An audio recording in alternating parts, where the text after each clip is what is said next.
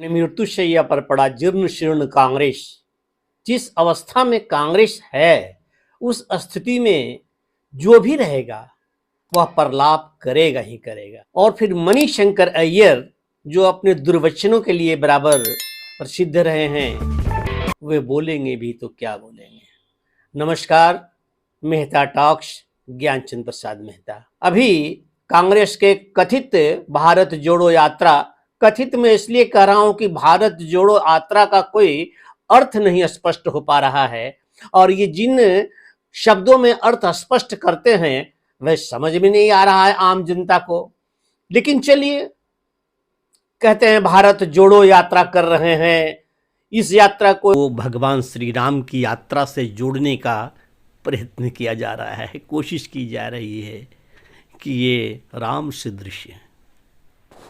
भगवान श्री राम ने उत्तर से दक्षिण की ओर समतामूलक समाज की परिकल्पना करके एक सद्भावना यात्रा का प्रारंभ किया था। दुष्ट शक्तियों और वृत्तियों का सर्वनाश करके वो श्रीलंका तक गए और लंका का राज वहीं विभीषण को दे करके चले आए। जननी जन्मभूमि स्वर्गाद्यपि गिरीशिति स्वर्णमयी लंका न रोचते लक्ष्मण, और वे चले आए वापस। और ये राहुल जी की भारत जोड़ो यात्रा क्या संदेश देती है। मणिशंकर अय्यर जी का कांग्रेस और इस कांग्रेस के युवा नेता 55-56 वर्षीय, इनकी यात्रा दक्षिण से ही प्रारंभ होती है। पता नहीं क्या समेट करके दक्षिण से उत्तर की ओर आते हैं। उल्टी बांस बरेली। एक जिद है, हम टी शर्ट पहन करके घूमेंगे, दाढ़ी बढ़ा लेंगे। तो इनमें एक सभ्यक प्रदर्शन होना चाहिए, दाढ़ी में भी और टी शर्ट में भी। ये न दाढ़ी अस्वीकृत है और न टी शर्ट अस्वीकृत है। समाज आदर करता है और उस आदर का आप सम्मान तो कीजिए। आप का मणिशंकर अय्यर कहता है राष्ट्रीय स्वयंसेवक के विषय में, पहले भी बोलते रहे हैं, आज भी बोलते हैं, संघ के विरुद्ध उनके विवादित बोल आज भी कनस्तर के भांति ढंढन करता है।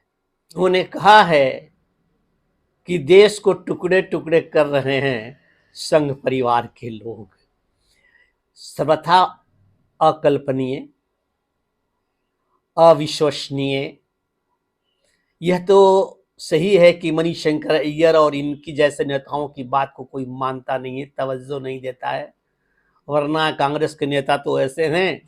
सर्वाधिक लोकप्रिय नरेंद्र मोदी जी के प्रधानमंत्री होने पर पाकिस्तान जाके घुटने टेक कर गिड़गिड़ाए थे कि मोदी को हटाइए।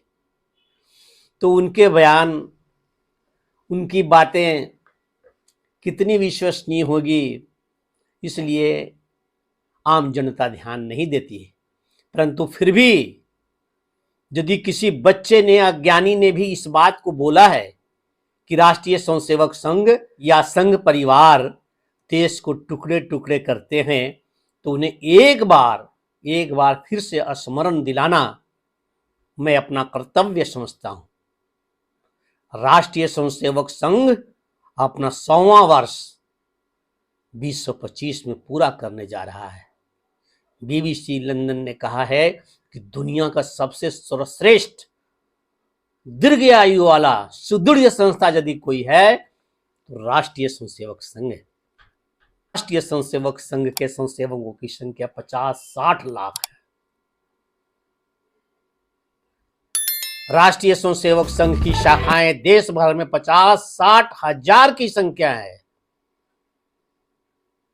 और यही नहीं, राष्ट्रीय स्वयंसेवक संघ जिन अनुसांगिक क्षेत्रों को लेकर एक बहुत बड़ा परिवार है, उस परिवार में सभी अनुसांगिकों की संख्या 40 है।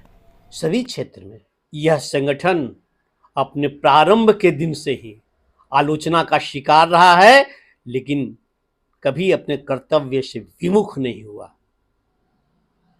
देश के विभाजन के समय असंख्य शरणार्थियों को लाहौर से और पाकिस्तान के क्षेत्र से जो आना चाह रहे थे हिंदू, जो घायल थे, जो दुख में थे, पीड़ा में थे, लुट गए थे, पिट गए थे, उन्हें बचा बचा कर किस प्रकार से देश में पुनर्वासित किया।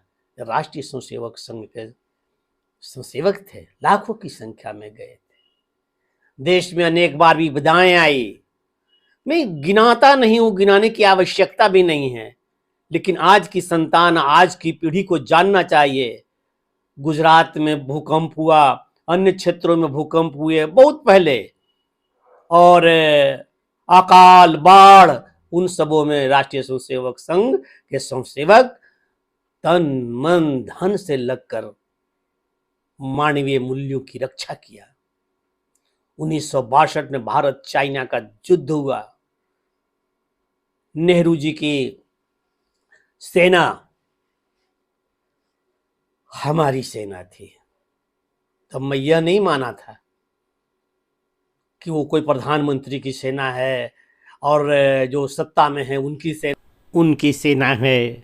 नहीं, वह देश की सेना है, हमारे राष्ट्र की सेना है। हमारी सेना हमारे शत्रुओं के विरुद्ध लड़ती है। यह सोच थी उस वक्त, आज की तरह नहीं कि कोई कैसे कह देता है कि भारतीय सेना को पीटकर कोई चला गया। नहीं लज्जा आती है, लेकिन करते हैं भारत जोड़ो यात्रा। क्या औचित्य है ऐसी यात्रा की। शंकर अय्यर राष्ट्रीय स्वयंसेवक संघ को जानने की कोशिश नहीं करते हैं, न करें। जनता जानती है कि राष्ट्रीय स्वयंसेवक संघ के मूलभूत स्वभाव में, मूलभूत प्रकृति में, इसके मौलिक चिंतन में क्या अंतर आया है। कोई कहाँ जाएगा, सभी इसी देश में रहेंगे, सभी इस देश के रहने वाले हैं। हम हिंदू राष्ट्र की कल्पना करते हैं। इसका अर्थ है कि इस भूभाग में रहने वाले, इस क्षेत्र में रहने वाले सभी, वे मुसलमान हो, पारसी हो, अन्य हो, सभी की पूजा उपासना की अलग अलग तौर तरीके हो सकते हैं, परंतु हमारा जीवन पद्धति एक सा ही होता है। एक सा ही बरसात आता है, एक ही समय गर्मी आती है, एक ही समय शीत ऋतु आती है, सबके लिए आती है। इसलिए ये पूरा भारत देश, ये हमारा देश हिंदू जीवन पद्धति प्रमुख भारत देश हिंदू राष्ट्र होगा तो किसी के अधिकारों को कम कर नहीं होगा। सबका साथ, सबका विश्वास और सबका विकास को लेकर होगा। यह समग्र ये भूभाग हिंदू राष्ट्र ही है, हिंदू राष्ट्र ही होगा और हिंदू राष्ट्र ही था।